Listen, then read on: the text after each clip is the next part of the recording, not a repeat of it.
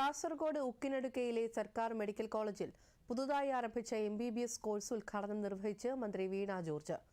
കാസർഗോഡിന്റെ ആരോഗ്യ മേഖലയ്ക്ക് ഇത് ചരിത്ര നിമിഷമാണെന്ന് മന്ത്രി പറഞ്ഞു. കാസർഗോഡ് സർക്കാർ മെഡിക്കൽ കോളേജ് ആശുപത്രി 4 മാസത്തിനുള്ളിൽ ആരംഭിക്കുമെന്നും മന്ത്രി അറിയിച്ചു.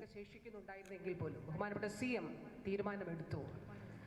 കാസർഗോഡ് അക്കാഡമിക് ബ്ലോക്ക് അത് കോവിഡ് ഹോസ്പിറ്റലായിട്ട് മാറ്റണം എന്നുള്ളത് 2020 കോവിഡ് ആശുപത്രിയായി നമ്മുടെ ഈ മെഡിക്കൽ കോളേജിന്റെ അക്കാഡമിക് ബ്ലോക്ക് മാറുകയുണ്ടായി.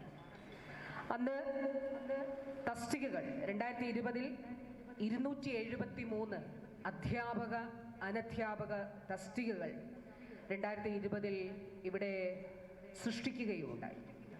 ഏറ്റവും നല്ല സാഹചര്യങ്ങളും ഈ തുടക്കകാലം നമുക്ക് ഈ വർഷം ഏതാനും മാസങ്ങൾക്കകം ഒരു ആശുപത്രി കൂടി അതിന്റെ ഭാഗമായി സജ്ജം. ഇപ്പം നമ്മൾ കാസർഗോഡ് ആശുപത്രിയാണ്. സർക്കാർ മെഡിക്കൽ കോളേജിൽ എൻഡോസൾഫാൻ ദുരിതബാധിതർക്ക് വേണ്ടി കേരളത്തിലെ ഏറ്റവും മികച്ച സ്പെഷ്യാലിറ്റി സെന്റർ തുടങ്ങുമെന്നും ഫിസിയോതെറാപ്പി, ഒക്യുപേഷണൽ തെറാപ്പി സൗകര്യങ്ങൾ കൂടി ഒരുക്കുമെന്നും മന്ത്രി വ്യക്തമാക്കി.